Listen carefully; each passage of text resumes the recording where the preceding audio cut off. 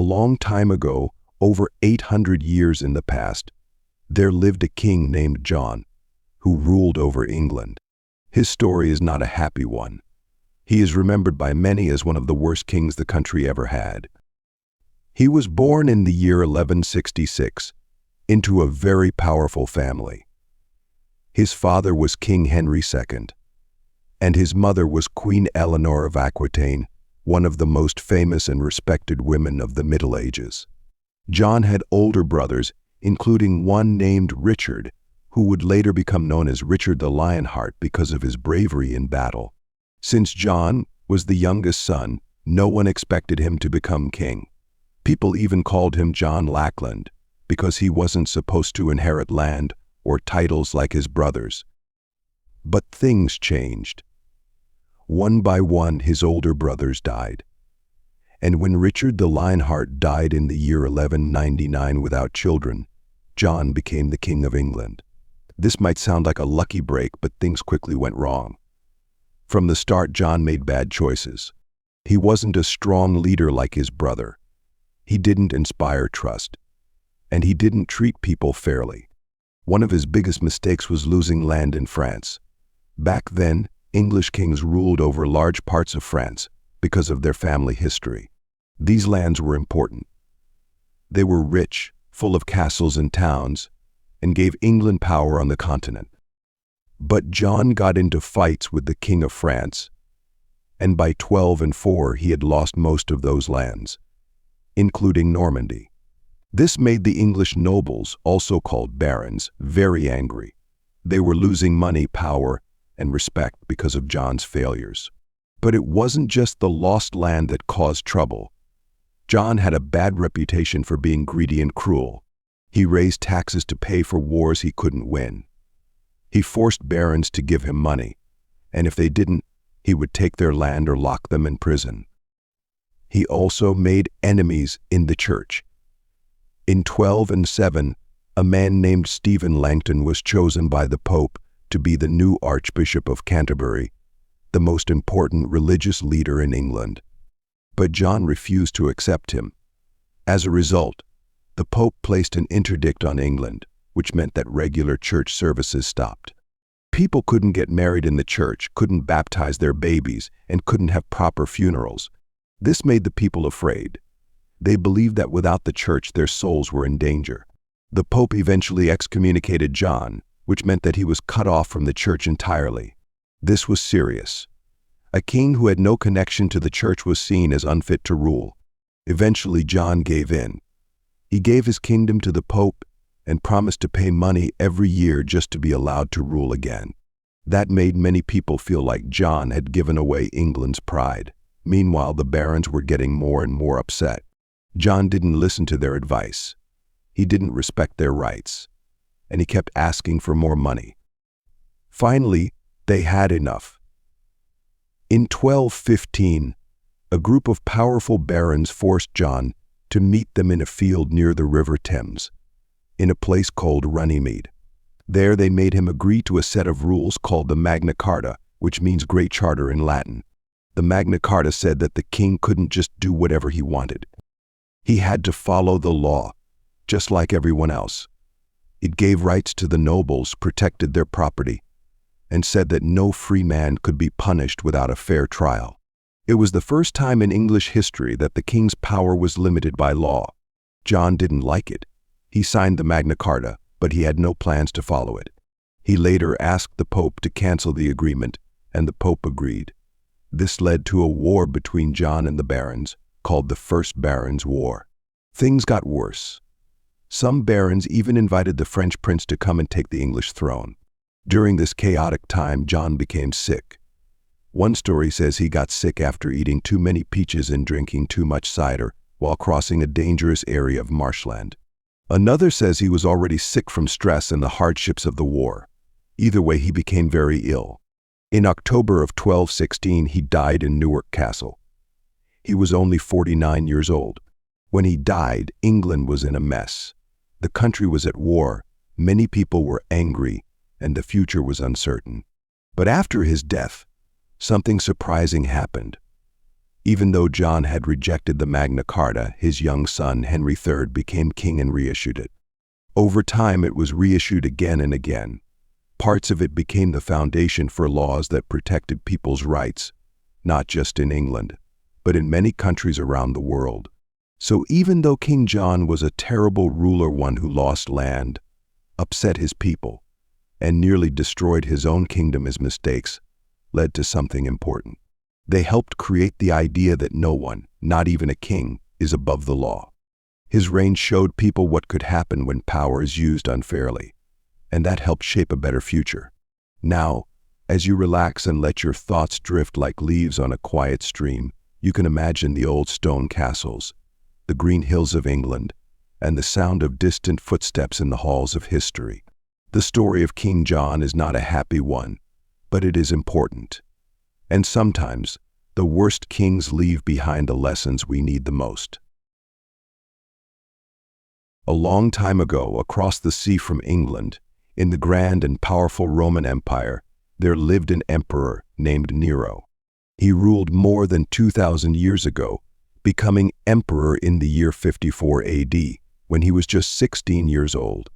At first, people had hope for him. He was young, handsome, and well-educated. He loved art, music, and poetry. Some even said he had a gentle side when he was a boy. But the story of Emperor Nero slowly became a dark and frightening one, full of selfishness, cruelty, and madness. Nero was born into a powerful family. His mother, Agrippina the Younger, was a very ambitious woman. She married the emperor at the time, her uncle Claudius, and helped Nero rise to power. Some say she even poisoned Claudius so Nero could become emperor faster.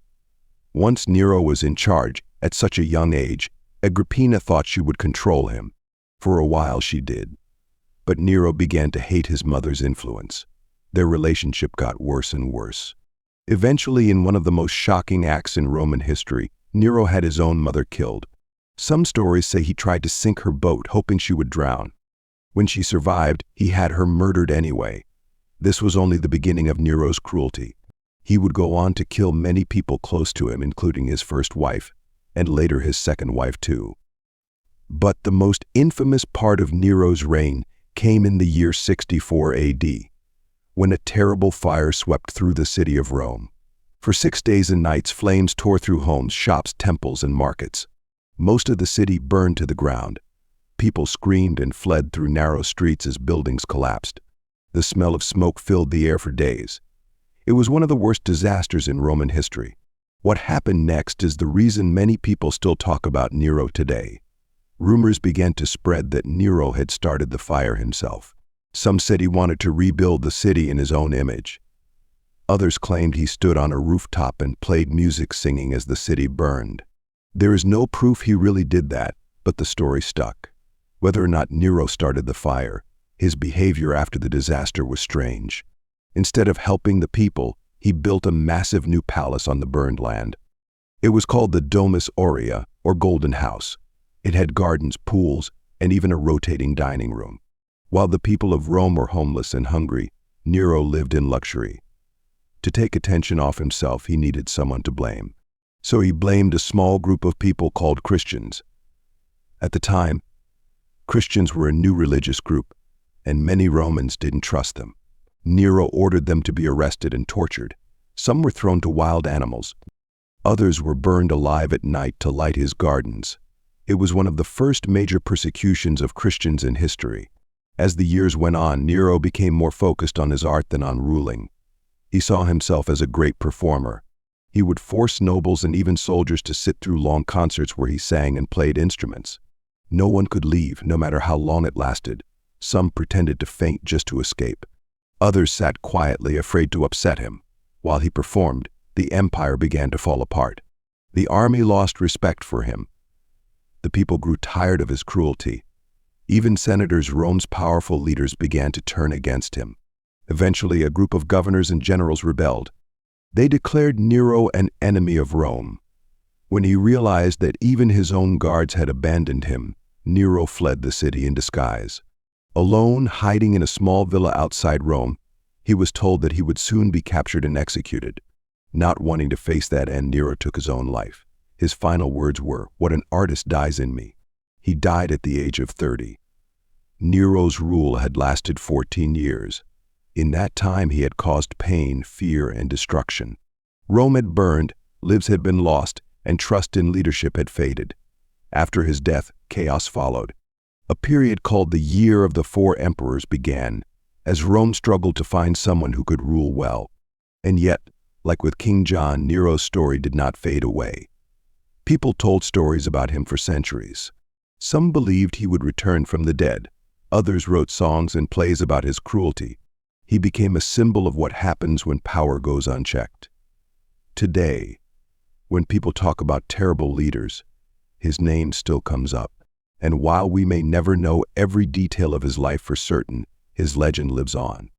Now, as the fire of old Rome fades in your mind and the echo of Nero's music drifts into silence, you can rest knowing that time moves on, empires rise and fall, and even the worst rulers become quiet memories in the peaceful halls of history. A long time ago, in the grand palaces of France, there lived a king named Louis XVI. He became king in the year 1774, when he was only 19 years old. He was tall and shy, with a gentle voice and a kind face. At first, many people hoped he would be a good and fair ruler. But the years that followed would be some of the most difficult in France's history. Louis was born into a royal family that had ruled France for centuries. He grew up in luxury, surrounded by gold chandeliers, velvet curtains, and rich feasts. His home, the Palace of Versailles, had hundreds of rooms and beautiful gardens. But outside the palace walls, life was much harder for ordinary people. France was in trouble. The country owed a lot of money from years of war, especially after helping America fight for its independence. There were also food shortages, rising prices, and a tax system that was unfair. The rich paid very little, while the poor carried most of the burden. Louis was not cruel like Nero or John, but he was unsure of himself. He didn't know how to lead a country through hard times. He avoided making tough decisions, and when he did act, it was often too late. He spent a lot of time hunting, making keys in his workshop, or reading books while the people of France grew more and more angry. His wife, Queen Marie Antoinette, also became a target of anger. She was from Austria and known for her fancy clothes and big hair. Many people believed she didn't care about the poor. Though some of the stories about her were exaggerated, like the famous quote, "Let them eat cake," the people felt ignored and insulted. As things got worse, the people of France began to rise up. They wanted change. In 1789, a huge event began called the French Revolution. It started with protests and meetings, but soon turned into something much bigger. Crowds stormed a prison called the Bastille, demanding freedom and fairness. They tore down old symbols of royal power. The revolution spread like wildfire. At first, Louis tried to work with the new leaders, but he didn't understand how serious things had become. He still believed he had the right to rule by birth. He made secret plans to escape the country and gather an army. In 1791, he and his family dressed as servants and tried to flee France. But they were caught near the border. This act destroyed the last bits of trust the people had in him. After that, the revolution became even more intense. The royal family was watched closely. People began to call for the end of the monarchy. In 1792, Louis was put on trial. He was found guilty of treason, betraying his own country. Many were shocked. A king standing in court like any other man, waiting for a sentence. The punishment was death. On a cold January morning in 1793, Louis was taken to a public square in Paris. Crowds gathered to watch. He climbed the steps of a machine called the guillotine. With a calm voice, he tried to speak to the crowd, but drums drowned him out. Then, in an instant, it was over. The king was dead. The crowd was silent. Some cheered, others cried. It was the end of hundreds of years of royal rule. His wife, Marie Antoinette, would face the same fate later that year. The revolution would continue, becoming more violent and chaotic. Many people who had once fought for change were also sent to the guillotine. The streets of Paris ran red with blood. But in the years to come, the ideas behind the revolution like freedom, equality, and the rights of all people would shape the world. Louis XVI wasn't evil. He wasn't cruel or hateful. But he was weak. He didn't know how to lead during a crisis. He waited too long, trusted the wrong people, and failed to listen to the voices crying out for help. In the end, his silence and inaction led to his downfall. And though he lost his crown and his life, his story became a powerful lesson in history. A lesson that even gentle rulers must act with courage, wisdom, and care. Now, as the sound of marching crowds fades into the night, and the flickering candlelight of old Paris grows dim, you can rest easy, knowing that time has carried us far from those stormy days, and that even the mistakes of the past have helped light the way to a better future. Far away from the warm halls of France, across forests thick with snow and rivers wide as oceans, lies a country called Russia. And long ago, in the 15,000s, Russia was ruled by a man named Ivan. His full name was Ivan IV, but most people remember him by another name, Ivan the Terrible. It's not a nickname he gave himself. It's one history gave him, because of the dark shadow he left behind. Ivan was born in the year 1530, in a world filled with mystery, danger, and power struggles. His father was the Grand Prince of Moscow, and his family ruled over much of what would one day become Russia. But Ivan's early life was not a happy one. His father died when Ivan was just 3 years old. His mother died when he was only 8. Many believed she had been poisoned. After that, Ivan was left alone in a royal court full of greedy nobles who fought over power. These nobles were called the boyars.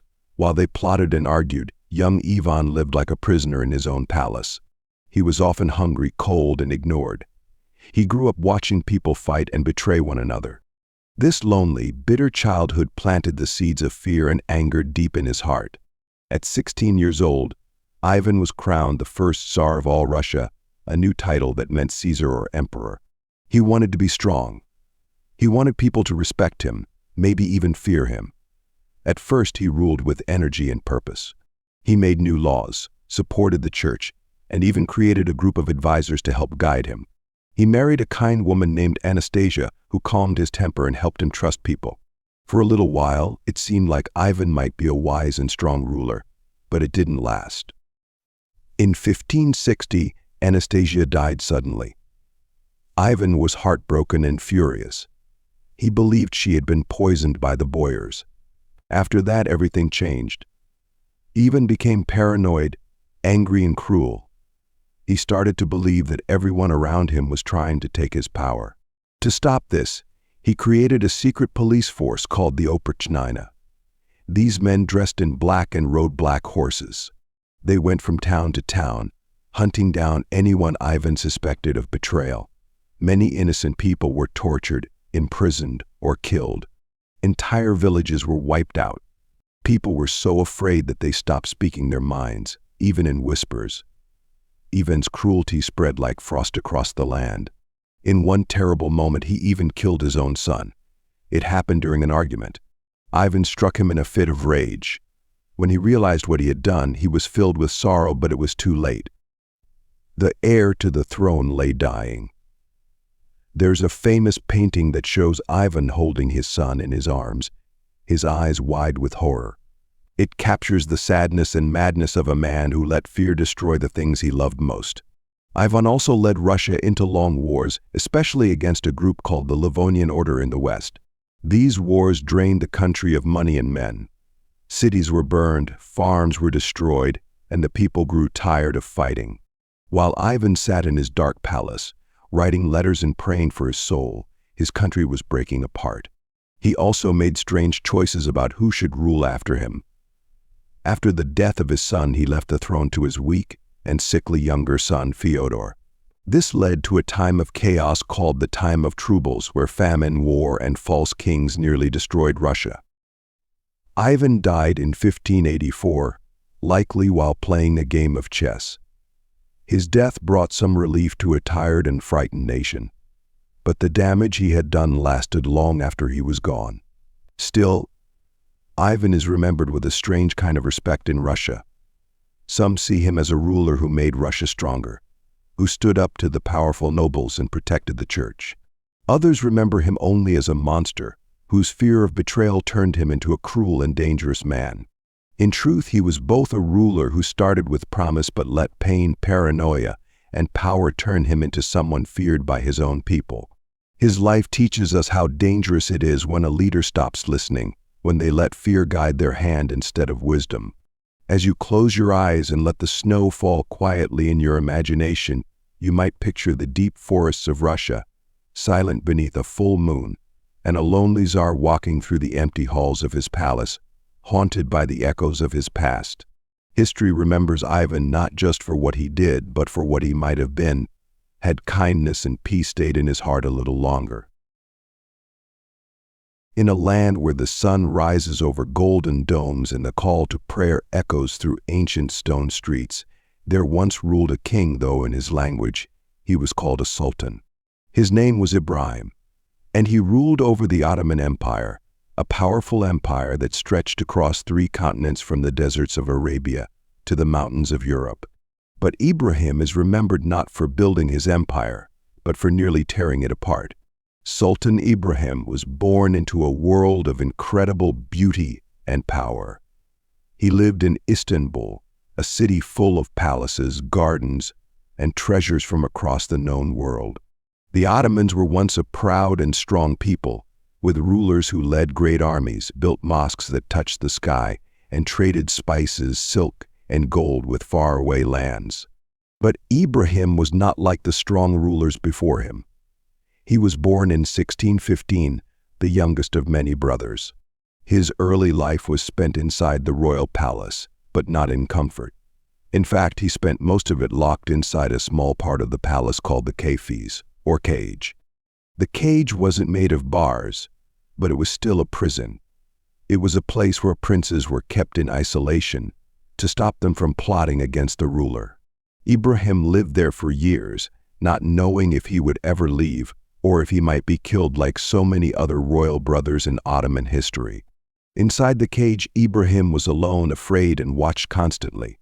He grew up with no true friends, little education, and constant fear. Day after day, he wondered if he would ever be safe, and so slowly his mind began to suffer. The fear twisted his thinking. He became nervous, unsure of the world, and deeply suspicious of everyone. Then, in 1640, something unexpected happened. His older brother, Sultan Murad IV, a harsh and powerful ruler, died suddenly. The royal guards came and told Ibrahim, who by then was 25 years old, that he would be the new sultan. At first, he refused to believe them. He thought it was a trick to lure him out so he could be killed. It took time and much convincing before he finally stepped out of the cage, shaking and wide-eyed, to take his place on the throne of the empire. At first, his mother Kozum Sultan helped him rule. She was smart, experienced, and powerful. For a little while, things went smoothly.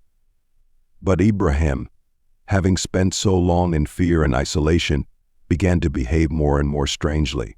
He distrusted his advisors, often changing his mind or making decisions based on rumors. He believed people were trying to poison him. He had strange obsessions, especially with women. He filled his palace with hundreds of concubines, demanding total attention and control. One of the most famous and strange stories about Ibrahim is that he became obsessed with one woman who was said to weigh over 300 pounds. He called her secrétaire, which means piece of sugar. He showered her with jewels and gifts. He was fascinated by her size and would have poems written in her honor. Though there is nothing wrong with loving someone for who they are, his obsession became a symbol of his increasing detachment from the serious matters of ruling an empire. He also became obsessed with wealth.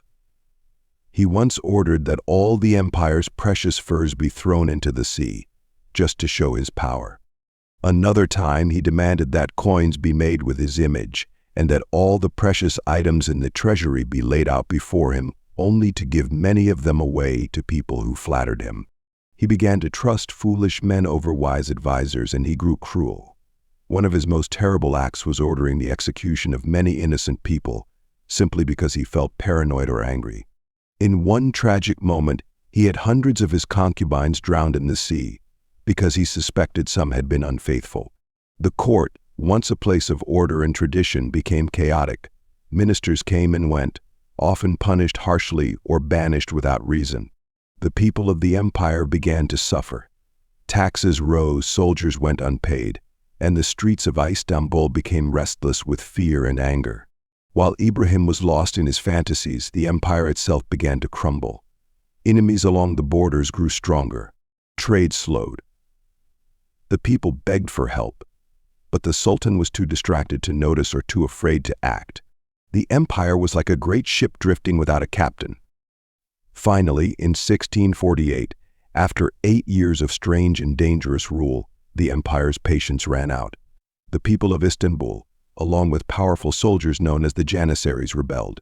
Even Ibrahim's own mother realized he had become too dangerous to rule. They locked him away, this time not in a cage, but in a tower. A few days later, he was quietly executed. He was only 33 years old. Though his reign was short, the damage was deep. The empire had been humiliated, the people had suffered, and a once mighty throne had been stained with madness and fear. After his death, the empire would slowly recover, but the memory of Sultan Ibrahim would live on in history books, in whispered stories, and in the minds of rulers who came after him. Ibrahim was not evil by nature. He was broken by fear, shaped by isolation, and destroyed by the weight of a crown he was never ready to wear. His story reminds us that power without peace and rule without reason can become a danger to all. Now, as the lanterns of old Istanbul fade in your thoughts, and the echo of the call to prayer fades into the gentle wind, let your eyes rest and your body grow still. For tonight we've stepped through another doorway in time and left behind one more shadow in the halls of history. King Henry VIII was born in 1491 in England, a country known for its beautiful castles, green fields, and foggy mornings. He was the second son of King Henry VII and became king at the age of 17 when his older brother died suddenly. Henry was tall, strong, and charismatic. He loved music, dancing, and jousting. His early years as king were full of energy and hope, as he seemed to promise a bright future for England. He was deeply in love with his first wife, Catherine of Aragon, and together they ruled with grace. But as the years passed, things changed. Henry wanted a son to inherit the throne, but Catherine could not give him one. This made Henry restless. He believed that without a male heir, his reign might be in danger. As time passed, he grew more desperate. In his mind, a king needed a strong bloodline, and without one, his kingdom might fall apart. This anxiety led to his obsession with securing a son, and soon he began looking for ways to end his marriage to Catherine. Henry fell in love with a woman named Anne Boleyn. Anne was clever, outspoken, and different from Catherine. Henry believed that she could give him the son he so desperately wanted. But there was a problem. Henry's religion, Catholicism, did not allow him to divorce. This led him to break away from the Pope and the Catholic Church, creating the Church of England. It was a bold and dangerous move, one that would forever change the course of history. Henry's desire for Anne Boleyn led him to marry her while still married to Catherine, creating a great rift in his country. The people of England were shocked, as they had always been loyal to the Pope. But Henry was determined, and soon he and Anne were wed. Despite his efforts, Anne did not give him a son, and this broke his heart. Henry began to fear that Anne might be the cause of his failure to produce an heir, so he had her executed in 1536. The execution was brutal, and Henry seemed to show no remorse for her death. Over the years, Henry would marry 5 more times, hoping each time for the son he wanted. He had 3 more wives, and 2 of them, Jane Seymour and Catherine Parr, were key figures in his quest for power. Jane gave him the son he longed for, but she died shortly after childbirth. Henry's anger and frustration only grew, and he became more tyrannical in his rule. His body began to show the signs of his excess. He grew obese, his temper grew fiercer, and his actions became more unpredictable. He ruled by fear, executing anyone who he believed threatened his power. His ministers, his wives, and even his closest friends were not safe from his wrath. He also became obsessed with building monumental structures, such as palaces and churches, spending vast sums of money that drained the royal treasury. His obsession with his appearance, his health, and his legacy led to the decline of England's power. Yet, in the face of all this destruction, Henry still saw himself as a godlike figure, convinced of his right to rule above all others. By the time Henry died in 1547, he had left behind a kingdom that was divided and unstable. His legacy was a mixture of grand achievements, like the creation of the Church of England, and terrifying acts of cruelty, like the execution of his wives and friends. He had created a nation of fear, one in which no one was safe from his temper or his will. And while his reign might have started with promise and ambition, it ended in tragedy and loss, both for him and for England.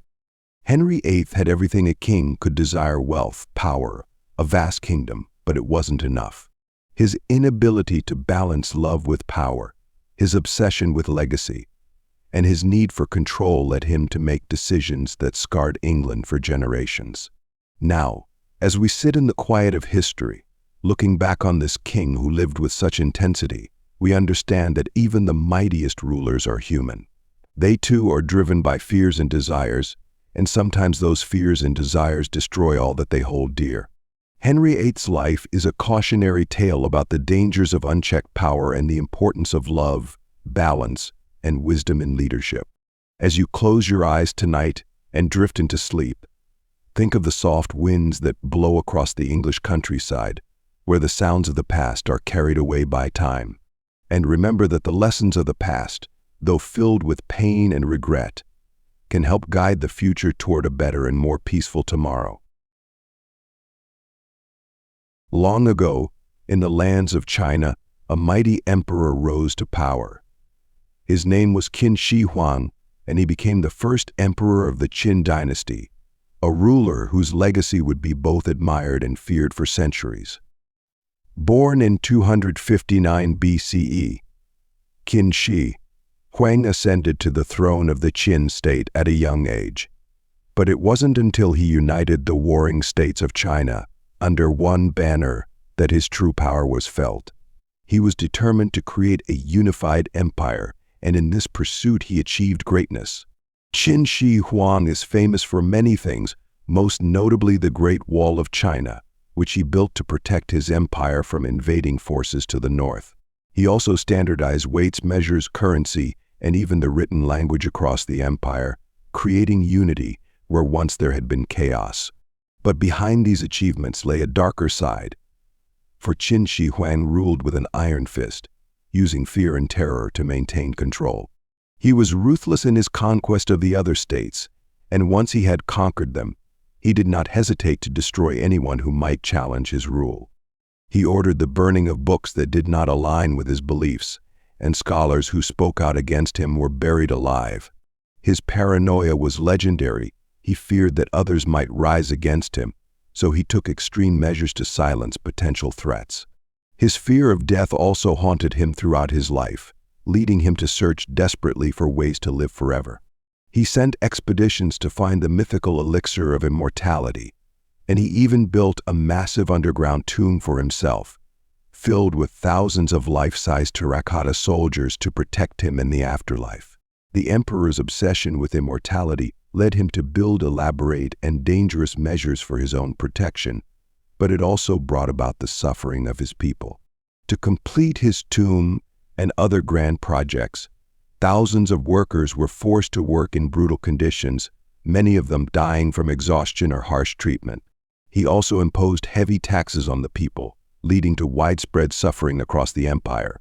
His reign was marked by a constant drive to expand his power and to stamp out any opposition. Even his own family was not safe from his wrath. He executed his own sons and trusted advisors when he feared they might betray him. Qin Shi Huang ruled for over 30 years, but his reign came to a sudden end in 210 BCE. When he died of an illness, leaving his empire in turmoil. His death led to the rapid downfall of the Qin dynasty as his sons were weak and unable to hold the empire together. The grand vision of a unified China began to crumble, and within a few years, the Qin dynasty was overthrown. Though he achieved greatness in his time, Qin Shi Huang is remembered not just for his accomplishments, but for the cruelty and paranoia that defined his reign. His name, like so many other rulers before him, is a reminder that even the most powerful emperors are not immune to their own fears and flaws. His legacy lives on in the ruins of the Great Wall, the statues of the Terracotta Army, and the history books that remember his reign with a mixture of awe and horror. His story teaches us that ambition, when unchecked by kindness and wisdom, can become a force of destruction, not only for those who oppose it, but for the empire that it builds. As you lie here tonight, imagine the vast landscapes of ancient China, where the mountains rise like giants and the rivers flow endlessly beneath a sky that stretches across the horizon. The terracotta warrior stands still, guarding the tomb of a ruler who sought to conquer death itself, but could not escape the fate that waits for all. Let their silent watch remind you of the power of history and how the echoes of the past can shape the world for generations to come. In the late 19th century, a king sat on a throne in Belgium, but his reign was one of the darkest chapters in the history of colonialism. His name was King Leopold II, and he ruled Belgium from 1865 to 1909. While Belgium itself was a small and relatively insignificant European kingdom, Leopold had grand ambitions that stretched far beyond his borders. His eyes were set on Africa, specifically a vast area of land in the heart of the continent, the Congo. Leopold's actions in Africa would forever stain his name and serve as a reminder of the cruelty that can arise from unchecked power and greed. King Leopold didn't simply want to claim colonies in Africa, as many European powers were doing at the time. He wanted to control a massive territory of his own, a personal fiefdom. Through deceit, manipulation, and ruthless ambition, he managed to gain control of the Congo Free State, a territory that was not part of Belgium but was personally owned by Leopold himself. He convinced the world that he intended to bring civilization, education, and Christianity to the people of the Congo. He presented himself as a benevolent ruler, a man dedicated to uplifting the African people. However, the reality of his rule was anything but benevolent. Instead of improving the lives of the Congolese, Leopold's rule became a brutal exploitation of the land and its people. Leopold sought to extract as much wealth from the Congo as possible, particularly in the form of rubber. Rubber was in high demand in Europe for the rapidly growing industrial sector, and Leopold saw an opportunity to make enormous profits by exploiting the Congo's natural resources. To do this, he created a system of forced labor that was unlike anything the world had seen before. Villages were forced to meet impossible rubber quotas, and those who could not deliver were severely punished.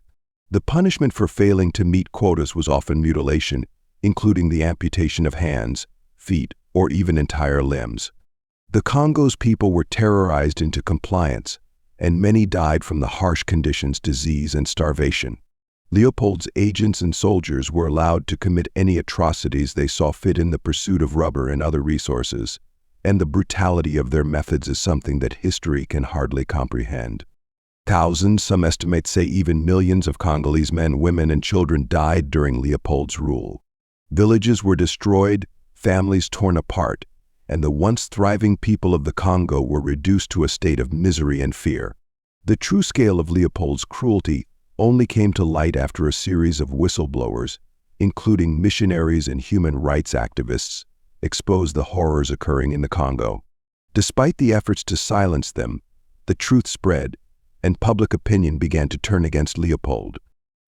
In 1908, after years of international pressure, Leopold was forced to relinquish control of the Congo to the Belgian government, though his personal wealth had already been secured. The Congo Free State became a Belgian colony, but the damage Leopold had caused could never be undone. The legacy of his rule continues to haunt the Congo, a country still struggling with the effects of colonial exploitation and violence. Leopold II is remembered not just as the King of Belgium, but as one of the most ruthless figures in colonial history. His actions in the Congo were motivated by greed, and his disregard for human life left a dark stain on his reign. Despite his success in amassing wealth, his cruelty ultimately defined his legacy. He will forever be remembered as a king who plundered an entire continent, leaving devastation in his wake. As you close your eyes tonight and drift into sleep, think of the forests of the Congo, the rivers flowing quietly, and the people whose lives were torn apart by the greed of one man. The lesson of King Leopold's reign is clear: power and wealth gained through cruelty only lead to suffering, and the true cost of exploitation is often measured in lives lost and cultures destroyed.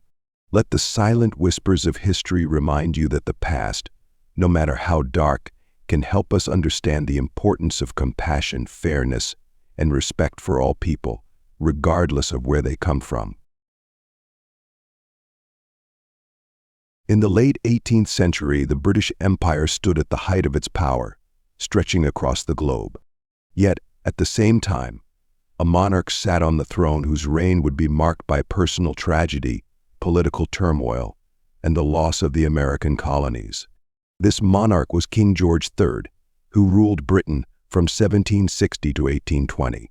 King George III is perhaps best known for his role in the American Revolution, during which Britain lost its most prized colonies, what would eventually become the United States of America. However, his legacy is more complicated than just being a symbol of British colonial power.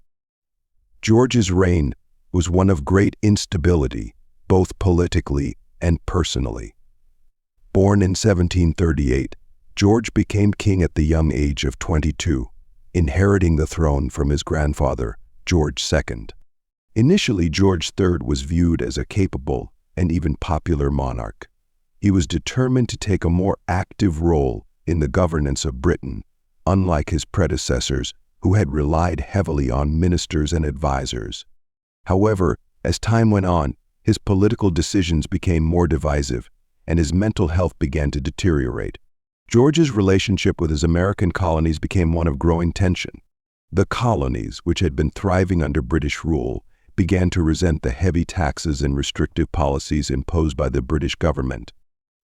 The most notable of these policies was the Stamp Act of 1765, which placed taxes on paper goods, and the Tea Act of 1773, which led to the infamous Boston Tea Party.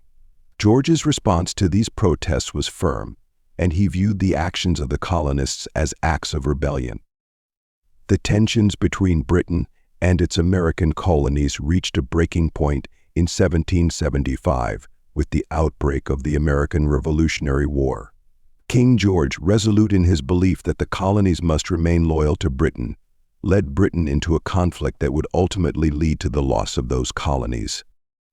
The war dragged on for years, and despite the British military's superior strength, the American colonies, with the help of France, managed to secure their independence in 1783. This defeat was a personal blow to George, and it marked the beginning of his downfall as a monarch. However, the loss of the American colonies was not the only tragedy George faced. Throughout much of his reign, he struggled with his own mental health. Starting in the late 18th century, George began to experience severe mental episodes, marked by delusions, erratic behavior, and periods of intense depression. At times, he would become incoherent and even violent, leading to fears for both his personal safety and the safety of his subjects. Historians and doctors have speculated that George suffered from porphyria, a rare genetic disorder that can cause symptoms like confusion, hallucinations, and even madness. His mental state became a national concern, and in 1810, his son, the future George IV, was appointed regent, effectively ruling in place of the king. Despite the tragic decline in his health, George continued to live until 1820, passing away at the age of 81. While he had been a deeply beloved monarch early in his reign, the later years of his rule were marked by his personal suffering and the irreversible loss of the American colonies.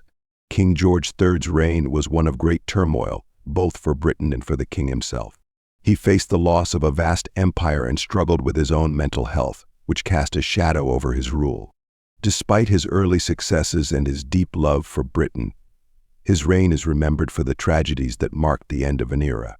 King George III's legacy is a reminder of how the personal struggles of a ruler can shape the course of history, and how even the most powerful monarchs can be brought low by forces beyond their control. As you drift into sleep tonight, imagine the halls of Buckingham Palace, where a king once walked with determination and vision, and yet found himself overwhelmed by the pressures of both his empire and his own mind. Let his story remind you that even those who sit at the top of the world can be burdened by their own inner battles, and that history is often shaped not just by the deeds of rulers, but by their personal struggles and their eventual fall from grace. In the 17th century, England was caught in a storm of political conflict and social upheaval. At the heart of this turbulence was King Charles I, whose reign would ultimately lead to the downfall of the monarchy itself, a civil war, and his own brutal execution. Born in 1600, Charles I ascended the throne in 1625, inheriting a kingdom that was already divided by tension between the monarchy and parliament. Charles was a devout believer in the divine right of kings, the idea that kings ruled by God's will and were answerable only to him. This belief would set him on a collision course with Parliament, which sought more power and influence in governing England. From the outset of his reign, Charles was determined to rule with absolute authority. He believed that his power as king was divinely ordained and that he should not be subject to the whims of Parliament. His attempt to govern without Parliament for long periods, along with his imposition of unpopular taxes and religious policies, alienated large segments of the English population. One of his most contentious actions was his attempt to impose a new prayer book on the Scottish people, which led to the Bishops' Wars in the late 1630s. The Scots resisted, and Charles was forced to call Parliament to raise funds for the war. This marked the beginning of a bitter power struggle between the king and Parliament that would last for years. When Parliament convened, Charles found himself facing opposition from many of its members who sought to limit his authority. But instead of compromising, Charles made the disastrous decision to try to arrest 5 members of Parliament in 1642, an act that further inflamed tensions. This incident led directly to the outbreak of the English Civil War, a conflict between the king's supporters, known as the Cavaliers, and those who supported Parliament, known as the Roundheads, led by figures like Oliver Cromwell. The war was brutal, lasting from 1642 to 1651, and it divided the country in ways that had never been seen before. Charles I, though an experienced military leader, was unable to overcome the more organized and determined forces of Parliament. In 1646, he was forced to surrender to Parliament's army. After his surrender, Charles was put on trial, charged with high treason, and accused of attempting to destroy the liberties of the people. The trial was highly irregular, with no clear legal precedent, but Charles, steadfast in his belief that he was divinely appointed, refused to recognize the authority of the court. Despite his defiance, the court found him guilty, and in January 1649, Charles I was executed by beheading in Whitehall, London. His death shocked the nation and was a turning point in English history. The monarchy was abolished, and for a brief period, England was declared a republic under Oliver Cromwell. The execution of Charles I was not just the death of a king, it symbolized the destruction of the old order and the birth of a new political reality in England. Charles's death, however, did not end the conflict. England would be plunged into more turmoil as the nation grappled with the consequences of his execution. Cromwell's rule would prove to be another period of harsh leadership, though his reign was different from that of the monarchy. The monarchy itself would not be restored until 1660, with the coronation of Charles II, Charles I's son. Yet the legacy of Charles I's death endured, and the power struggle between monarchy and Parliament would continue to shape English politics for generations. King Charles I's story is a tragic one, filled with the themes of pride, stubbornness, and the clash between authority and the desire for change. His belief in the divine right of kings ultimately led to his undoing, as it prevented him from compromising with Parliament and finding a way to avoid civil war. His death, though it marked the end of his reign, did not bring peace to England, but instead set the stage for further conflict. As you drift to sleep tonight, think of the stormy days of the English Civil War, the tension that gripped England, and the execution that marked the end of one of history's most fateful reigns. Let the story of Charles first remind you that rulers who are unwilling to listen to the voices of their people may find themselves on a path to destruction. Even the greatest monarchs can fall if they fail to adapt to the changing times. In the early 1st century, the Roman Empire was under the rule of one of its most notorious emperors, Caligula. Born Gaius Julius Caesar Augustus Germanicus in 12 AD, Caligula became emperor in 37 AD, after the death of his great uncle, Emperor Tiberius. His reign, though short-lasting only 4 years, became infamous for its cruelty, extravagance, and erratic behavior. Caligula's early life seemed promising. He was the son of the popular general Germanicus, and after his father's death in 19 AD, Caligula was seen as a potential hero for the Roman people. However, once he assumed power, his reign quickly descended into madness. Initially, Caligula was welcomed by the Roman people. He was seen as a breath of fresh air after the harsh rule of Tiberius. He promised to restore the power of the people in the Senate, but almost immediately, his behavior became erratic. One of the first signs of his instability came shortly after he became emperor. Caligula, who had been adored by the people, suddenly began acting in bizarre and dangerous ways. He claimed divine status, considering himself a living god, and ordered the construction of a temple in his honor. He was also known for his cruelty, ordering executions of those he considered enemies, often without trial or reason. But Caligula's most infamous acts were those that revealed the depths of his madness. He is said to have declared war on the sea, ordering his soldiers to gather seashells as spoils of battle. He also reportedly appointed his favorite horse Incitatus as a consul, going so far as to plan to make the horse a priest. This absurd behavior became a symbol of his reckless rule.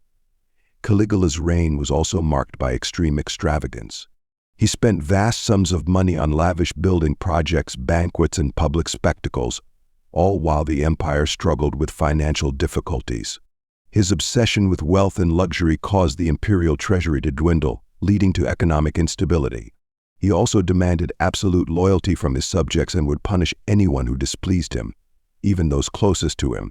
His behavior towards the Senate and the Roman nobility was equally hostile. Caligula believed that the Senate's power was a threat to his own and would humiliate senators by forcing them to bow before him, even as he called himself a god. His disregard for the traditional values of the Roman aristocracy alienated many. This combination of cruelty, extravagance, and madness eventually led to Caligula's downfall. In 41 AD, a conspiracy led by members of the Senate and the Praetorian Guard resulted in his assassination. Caligula was stabbed to death in the palace, and his wife and daughter were also murdered. His death marked the end of one of the most bizarre and tragic reigns in Roman history. Caligula's reign is often seen as a cautionary tale about the dangers of absolute power and unchecked mental instability. His behavior has been the subject of much debate, with some historians suggesting that he may have suffered from a mental illness, while others argue that his actions were simply the result of his overwhelming power and desire for control. Regardless of the reasons behind his madness, Caligula's rule left a lasting impact on Rome and its citizens. His name has become synonymous with tyranny and insanity. After his death, the Senate moved quickly to restore order by declaring that Caligula's reign was a mistake, and they began the process of erasing his memory from Roman history. However, his story lived on as a warning of the dangers of absolute power and the consequences of a ruler who becomes disconnected from reality.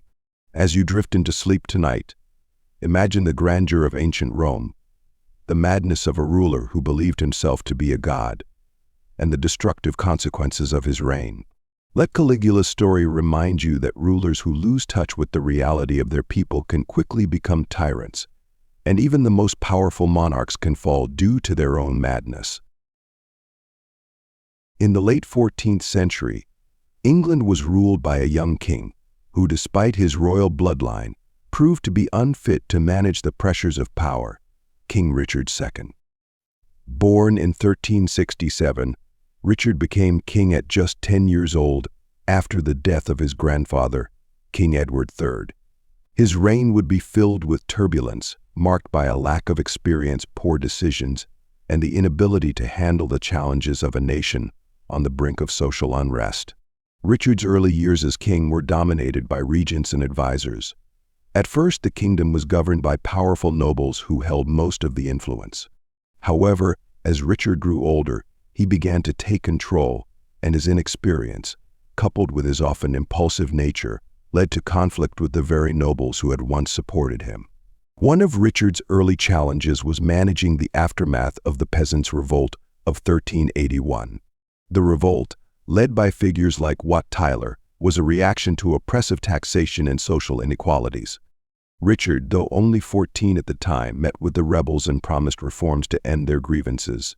However, once the rebellion was quelled, Richard went back on his promises, angering the lower classes. His decisions began to alienate large portions of his kingdom. As Richard came of age, he sought to consolidate his power, often overriding the authority of the nobles. One of his first acts as a young adult was to dismiss some of his most trusted advisors, including John of Gaunt, a powerful noble, and his uncle. He also gave more power to his favorites, the so-called Lords Appellant, which created resentment among the traditional nobility. Richard's reign became increasingly autocratic, and he was accused of disregarding the advice of his council, instead choosing to rule as he saw fit. This led to growing tension between the monarchy and the aristocracy. The relationship between Richard and his nobility worsened, and he made the grave mistake of executing several of his political rivals. His actions earned him the distrust of the very people who could have ensured his power. In 1399, Richard faced a rebellion led by Henry Bolingbroke, the son of Richard's late uncle, John of Gaunt. Henry had been exiled by Richard but returned to England to reclaim his inheritance. The nobles, disillusioned with Richard's rule, rallied to Henry's cause, and Richard was forced to surrender. In a shocking turn of events, Richard was imprisoned, and Henry was crowned as Henry IV, marking the end of Richard's reign. Richard II was never again allowed to regain the throne. After being imprisoned in the Tower of London, Richard was kept under close guard. In 1400, he died under mysterious circumstances, possibly due to starvation or murder, though the exact cause remains unclear. His downfall was the result of his inability to balance the competing interests of the monarchy, the nobility, and the people. Richard's tragic reign serves as a reminder that rulers who fail to listen to their advisors, fail to secure the loyalty of their people, and act impulsively can find themselves abandoned by those they rule. Richard was young and perhaps too idealistic for the harsh realities of monarchy. His failure to effectively manage his kingdom, combined with his autocratic decisions, led to his downfall and the end of the Plantagenet dynasty's direct rule over England. After Richard's death, Henry IV's rise marked the beginning of the Lancastrian dynasty, which would lead to decades of conflict, eventually culminating in the Wars of the Roses. As you close your eyes tonight, think of the medieval courts of England, where a young king's ambition and impulsiveness led to his tragic fall from power. Richard II's reign reminds us that ruling with wisdom, patience, and the ability to compromise is essential for maintaining authority, and that even the most powerful kings can lose everything when they fail to understand the balance of power. In the late 17th century, England was rocked by the dramatic fall of King James II, a monarch whose insistence on religious and political control ultimately led to the end of his reign. James II, born in 1633, was the younger brother of Charles II and became King of England, Scotland, and Ireland in 1685. His reign, however, was short-lived and marred by religious conflict and political instability. James was a devout Catholic, which put him at odds with the predominantly Protestant English population. His belief in the divine right of kings, which held that monarchs were answerable only to God, also clashed with the growing power of Parliament and the English people's desire for greater control over their rulers. From the start of his reign, James faced significant opposition. His efforts to promote religious tolerance for Catholics, including appointing Catholics to key government positions, sparked alarm among the Protestant majority. The Test Act of 1673, which restricted Catholics from holding public office, was ignored by James, causing even more distrust.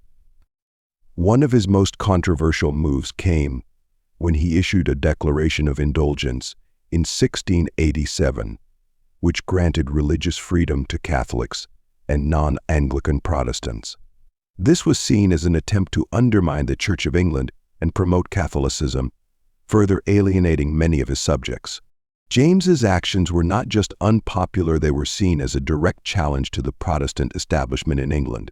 This led to growing discontent among the nobility, the church, and the people, who feared that James was trying to restore Catholicism as the state religion. The situation became even more precarious when James's wife, Mary of Modena, gave birth to a son in 1688. The birth of a male heir meant that James's Catholic line would continue, which terrified the Protestant elite, who had hoped that his only daughter, Mary, would eventually ascend the throne as a Protestant. In response to this threat, a group of English nobles, known as the Immortal Seven, invited William of Orange, the husband of James's Protestant daughter Mary, to invade England and take the throne. William, who was also the Dutch ruler, saw this as an opportunity to protect Protestantism in England and secure his own political power. In November 1688, William landed in England with his army. James, seeing his support rapidly dwindle, tried to resist but was ultimately abandoned by many of his key allies, including members of his own family. Faced with defeat, James attempted to flee to France but was captured and returned to London. However, instead of facing trial, James was allowed to go into exile, and William and Mary were declared joint monarchs. This event, known as the Glorious Revolution, was a peaceful overthrow that marked a significant turning point in British history. James's abdication was not just the end of his reign, it was the end of the idea that monarchs could rule without the consent of Parliament and without regard for the religious and political beliefs of their people. James II's reign left a legacy of division and conflict, but it also led to important changes in the structure of the British monarchy.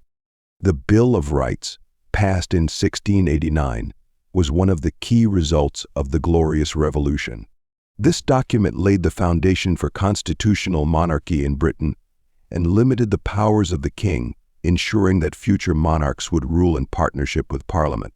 James's downfall was a direct result of his refusal to compromise and his insistence on pushing his Catholic agenda in a Protestant nation. His belief in the divine right of kings, combined with his alienation of key political groups, led to his loss of the throne and the end of the Stuart dynasty. In the years after his abdication, James attempted to reclaim his crown, but his efforts were unsuccessful. He spent his remaining years in exile in France, where he lived under the protection of his cousin, King Louis XIV. James' II's story serves as a reminder of the dangers of religious and political intolerance, as well as the risks of trying to centralize too much power in the hands of one individual. It also illustrates the importance of understanding the desires and fears of the people you rule. Had James II been more willing to compromise and respect the religious and political beliefs of his subjects, his reign may have been far more successful. As you drift off to sleep tonight, think of the tension and turmoil of late 17th century England, where a king's stubbornness and religious convictions led to his downfall. Let James II's story remind you that in leadership, adaptability and respect for the people's beliefs are essential to maintaining power and avoiding the fate of a king who lost his crown. King Afonso I of Portugal, also known as Afonso Henriques, is remembered as one of the most important figures in the early history of Portugal. Born in 1109, Afonso was a nobleman who, in the 12th century, was responsible for establishing Portugal as a separate kingdom. He declared himself king in 1139 after a series of military victories against the Moors and the Kingdom of Leon, laying the foundation for what would eventually become the independent Portuguese kingdom. Despite his successes, Afonso's reign was marked by a series of internal struggles and conflicts with the church. Afonso's path to power was anything but smooth. Although he had been a nobleman in the Kingdom of Leon, he desired greater autonomy and independence for his own lands. In the early 12th century, parts of modern-day Portugal were under the control of the Moors, and Afonso led a campaign to reclaim these territories. His military prowess and determination in battle made him a formidable figure, and he successfully captured several important strongholds. By 1139, after his victory at the Battle of Henriques, Afonso declared himself king, consolidating power and beginning the establishment of Portugal as a separate entity from Leon and Castile. However, his reign was soon marred by conflict with other Christian kingdoms, particularly Castile and Leon, as well as tension with the papal authority. Afonso's most serious struggles were with the Catholic Church, especially the Pope. In 1179, Pope Alexander III recognized Afonso as king, but the Pope refused to grant him the title of emperor, despite Afonso's victories and ambitions. This conflict with the Church caused major tensions as Afonso sought to assert his authority over both the nobility and the ecclesiastical institutions of Portugal. In a move to solidify his position, Afonso attempted to expand his kingdom, but this only led to greater resistance from neighboring kingdoms, who saw his ambitions as a direct threat to their own power. One of the greatest challenges of his reign came when he attempted to reconcile with the nobility, while also strengthening his grip on power. However, internal dissent and the rebellious actions of his own family members weakened his authority. Afonso's son, Sancho I, played a pivotal role in undermining his father's reign. There were also conflicts with Afonso's vassals who were dissatisfied with the king's rule and believed that his ambition to expand the kingdom had put them in unnecessary danger. These internal conflicts and external pressures made it clear that Afonso's position as king was precarious. Despite these difficulties, Afonso managed to secure his kingdom's independence and laid the groundwork for future generations. His reign was marked by his strategic military campaigns, the expansion of Portuguese territory, and his determination to establish a unified kingdom. He also worked on consolidating the Church's power within Portugal, even if it meant making some compromises with the papacy. Afonso died in 1185, but his legacy lived on as the founder of the Portuguese monarchy. His descendants would continue to rule Portugal for centuries to come. Though Afonso's reign was filled with internal conflicts and struggles for power, his determination and military successes ensured that Portugal would remain an independent kingdom, separate from the neighboring Christian powers of Castile and Leon. As you close your eyes tonight, think of the ambitious king who fought not only to expand his lands but also to maintain the independence of his newly created kingdom. Afonso I's story serves as a reminder that even the greatest leaders must face challenges from within and without, and it is their ability to adapt and overcome that determines their legacy.